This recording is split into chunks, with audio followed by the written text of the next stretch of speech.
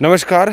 Jammu airport station पर drone से विस्फोटक गिराए जाने के बाद से पूरा जम्मू ही अलर्ट पर चल रहा है और लगातार 3-4 दिनों से जो है रात के वक्त में ड्रोन देखा जाता है। रोज़ ऐसी खबरें आप तक आ रही है क्योंकि रात के समय 1 से जो 4 बजे का रहता है उस वक्त कुछ ना कुछ लाइट ऊपर देखी जाती है और ये कहा जाता है कि ड्रोन दिख रहा है और पूरी उसकी तफ्तीश जो है वो लगातार की जा रही है कि आखिर ड्रोन उड़ाता कौन है, कहाँ से आता है, क्योंकि उसके ड्रोन के जाने का कुछ पता ही नहीं चलता कि आखिर ड्रोन चला कहाँ जाता है। और ये भी देखा जा रहा है कि कोई ना कोई शख्स जो है वो अंदर से ही, यानी कि यहीं आसपास के इलाकों से ही उन ड्रोन्स को यूज़ कर रहा है। और जो विस्फोटक ड्रोन से फेंका गया था शनिवार जो रात आई थी और इतवार की सुबह, उस बीच में जो ड्रोन के ज़रिए एयरफोर्स स्टेशन पर जो विस्फोटक 2 जगह फेंका गया था वो भी कहीं आसपास के इलाकों से ही ड्रोन उड़ाया गया होगा। इस तरह की सारी चीज़ें सामने आई, जिसके बाद से पूरी जो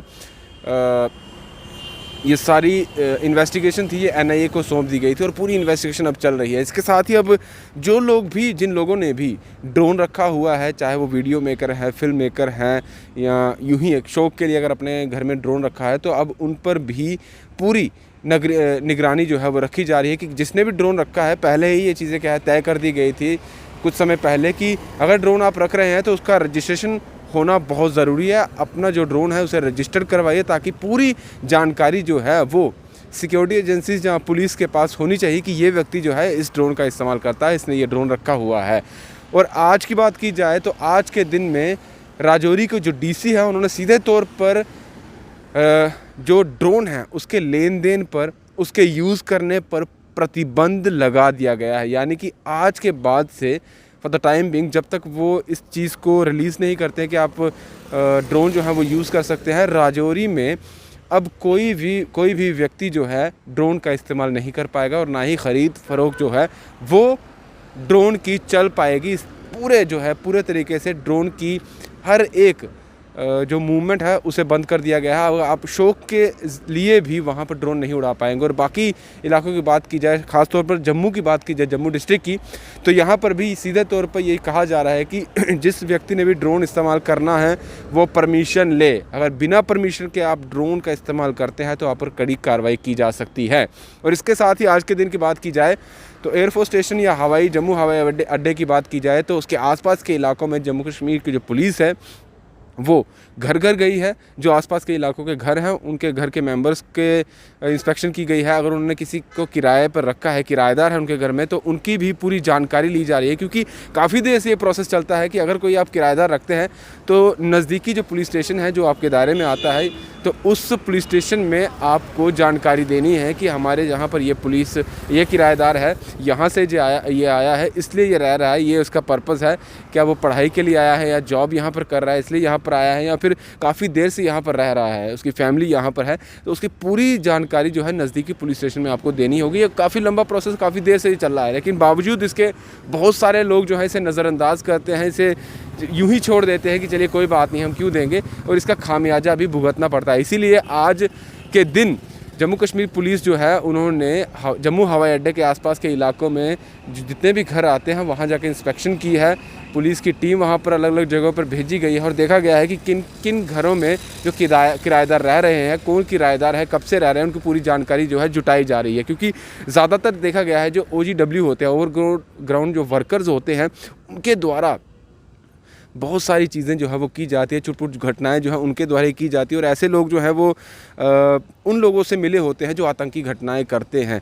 OGWs जो हैं वो आतंकियों के साथ इनके कहीं ना कहीं लिंक होते हैं। आपने देखा होगा कि बहुत सारे OGW जो है अलग अलग जो इलाके हैं वहाँ से पकड़े भी गए थे। आने वाले जो अभी गए समय है या इस साल की बात की जाए तो पिछले साल भी काफ़ी ज़्यादा OGW पकड़े भी गए थे, जिनसे काफ़ी ज़्यादा जानकारी भी जुटाई गई थी। और यही अंदेशा लगाया जा रहा है कि अगर ड्रोन का इस्तेमाल हुआ है तो यहाँ पर हो सकता है आसपास ही के इलाके में कोई लोग रह रहे हैं जो ड्रोन का इस्तेमाल करें। इसलिए पूरी तफ्तीश की जा रही है, इंस्पेक्शन की जा रही है और जानकारी भी ली जा रही है। और ये भी देखा जा रहा है कि कहीं OGW जो है वही किराएदार बनकर तो नहीं रह रहे हैं, कहीं वही पूरी जानकारी तो नहीं दे रहे हैं, वही तो ड्रोन का इस्तेमाल नहीं कर रहे हैं। पूरी जानकारी जो है अब इसकी ली जा रही है, रिपोर्ट बनाई जा रही है। और अब फोरेंसिक टीम की बात की जाए, एनआईए की टीम की बात की जाए, हर एक सिक्योरिटी एजेंसी जो है वो अलर्ट हुई। और ख़ुद प्रधानमंत्री मोदी जी भी इस पर जानकारी जुटा रहे हैं और बड़े बड़े मंत्रियों के साथ की बातचीत भी कर रहे हैं, क्योंकि 3-4 दिनों में जो चीज़ें देखी गई है जम्मू में वो काफ़ी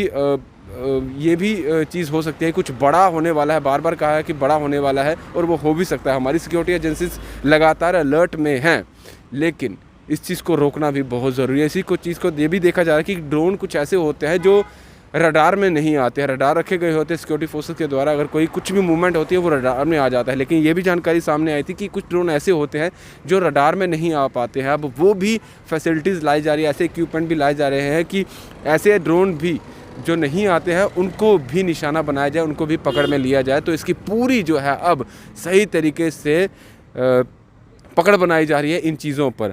और दूसरी अब बात करते हैं हम आपके, क्योंकि ये ड्रोन जो है, अगर मैं फिर से आपको बता दूं, अगर आप ड्रोन का इस्तेमाल करते हैं, आप फिल्म बनाते हैं, मूवीज़ बनाते हैं, वीडियो मेकर हैं, यूट्यूबर है, और कोई भी व्यक्ति, आम व्यक्ति हो, या फिर वो अगर शादी ब्याह के लिए उन्होंने ड्रोन रखा हुआ है, क्योंकि कैमरामैन जो होते हैं शादी ब्याह में वो भी ड्रोन रखते हैं, शॉट लेते हैं। लेकिन अगर आपने ड्रोन रखा है, उसको रजिस्टर नहीं करवाया है, तो आप पर कार्रवाई हो सकती है। जल्दी से जल्दी रजिस्टर करवाइए, और बिना अनुमति के, बिना परमिशन के आप ड्रोन अब नहीं उड़ा सकते हैं। अगर आपको ड्रोन उड़ाना है तो परमिशन ले लीजिएगा, नज़दीकी पुलिस स्टेशन पर जानकारी दीजिए कि आपके पास ड्रोन है और इस पर्पज़ के लिए आप ड्रोन जो है इस्तेमाल करने वाले हैं।